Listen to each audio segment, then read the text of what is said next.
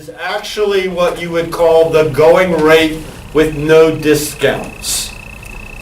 If you called and said, how much is a room tonight at the airport Marriott, they'd say, well, our best available rate is $149.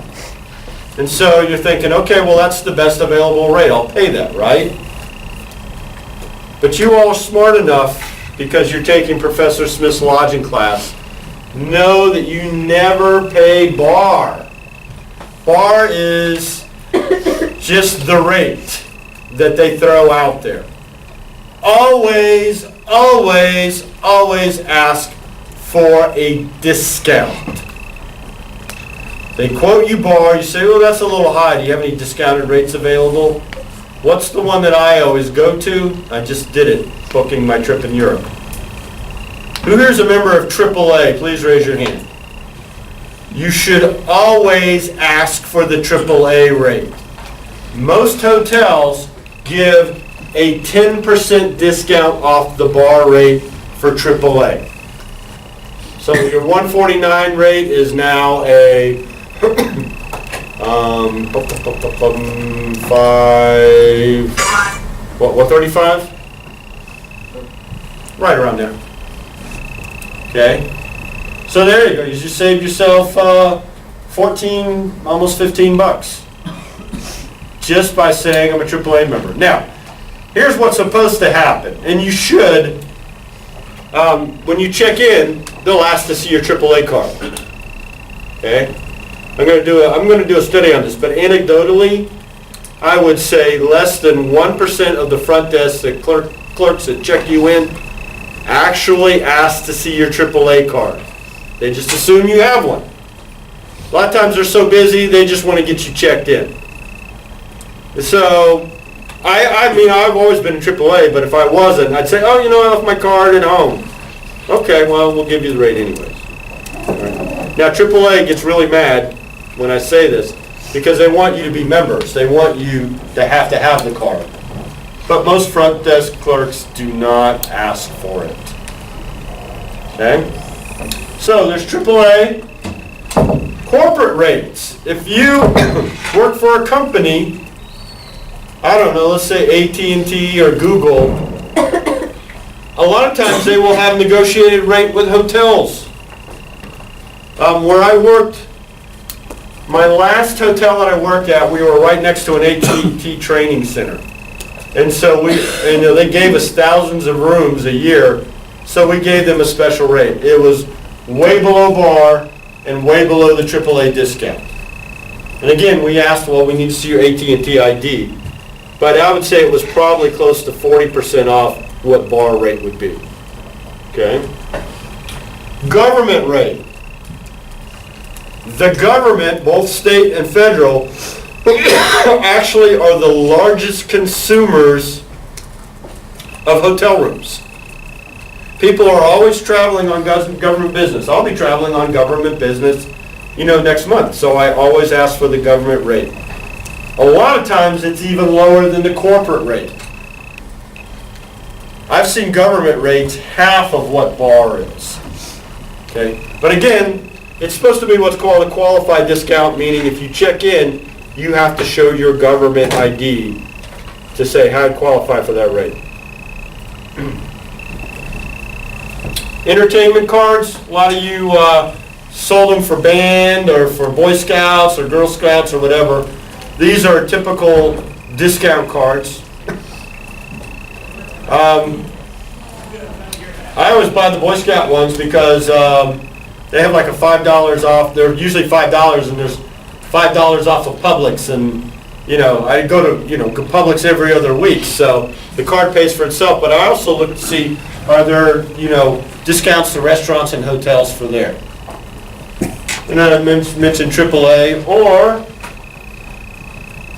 a lot of times if you're traveling with a group,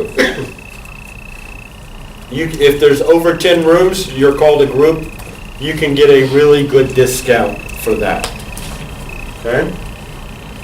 The lesson here, though, is there are multiple rates in a hotel at any given time, and these are the reason why there are different rates. Yes, sir.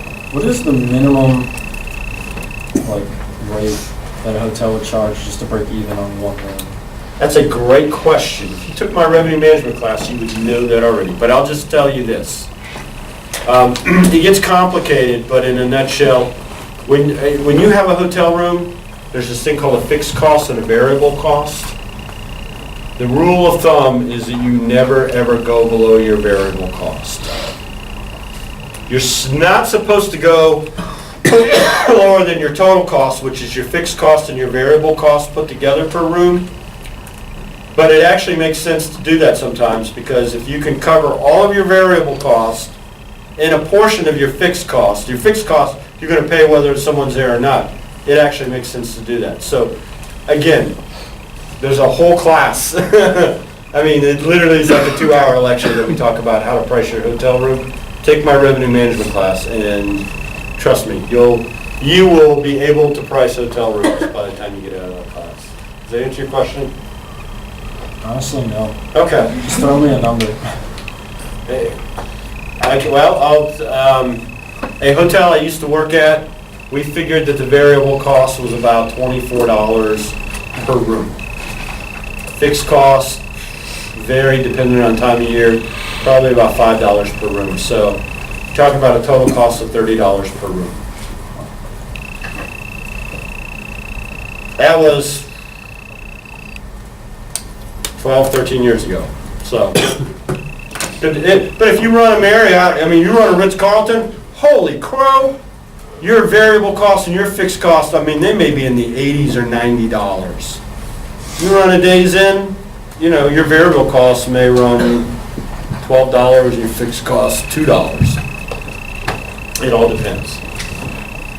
That's the beauty of the hotel business, is it changes all the time. That's the challenge. How do I get enough revenue to make enough money to cover my costs and then get a little bit of profit there? So it's a great business. I love it. PMS. It's not what you think it is. In the hotel business, it actually stands for Property Management System. Although there is a very bad joke in the hotel management, when the system goes down, the property management system goes down, everyone always says, oh, the PMS has PMS. I told you it was a really bad joke. It really is. Property management system. What's a property management system? It basically ties all of the individual systems together. Okay? I'm going to tell the story. Remember I told you I used to work at the Days Inn? This is a true story, I swear to God. Every department had their own computer system. And these computer systems did not talk to each other. They were freestanding.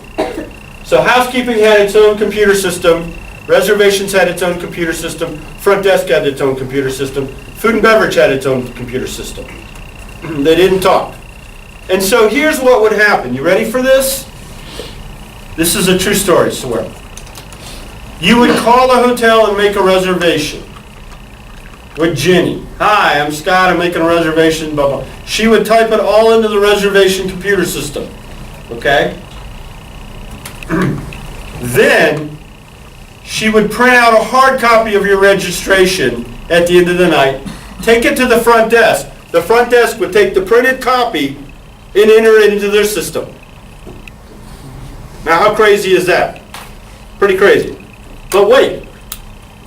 Then, the next day, the front desk would print out all the people in the house, give it to housekeeping, and they would have to manually type it into their system. One reservation, one room, 3 different computer systems, 3 different times you have to type the stuff in. How crazy is that? Just think of the hours that were wasted on that. So that's why PMS, or Property Management System, is a wonderful thing, because it basically got everything tied together.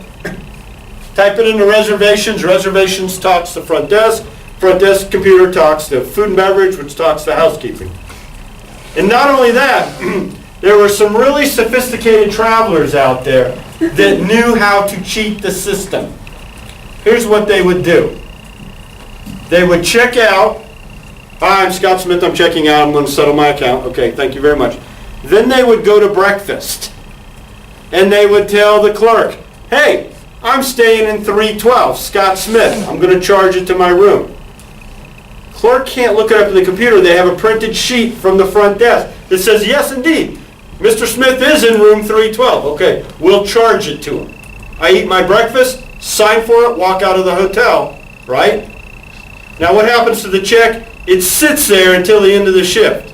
Then they take it to the front desk to charge it to my account. Guess what happens when they take the check up to the front desk to charge it to my account? There's no account. I've already checked out. My account is closed. Yeah, maybe I didn't pay with a credit card, I paid in cash. So what happens to that restaurant bill? It gets eaten, not in a good way. In other words, the hotel loses all that money, and I, Scott Smith, got a free breakfast. But now, with PMS, restaurant, go to charge, 312, Mr. Smith, boop, boop, boop, boop. Oh, Mr. Smith, I see you've checked out and you've settled your account. You can't charge that to your room. You're going to need cash or a credit card. Just think of all the money you're saving that way. So PMS is a wonderful thing. Property management system, it ties them all together. Now, there's one department that is not on the PMS. Anybody want to take a guess what that is and why? Accounting? Good guess. Really good guess. Incorrect. I know why you say that, because the numbers are very sensitive. Now you got to have the front desk be able to transfer accounts over there. So good guess, but not correct. Usually everyone says accounting.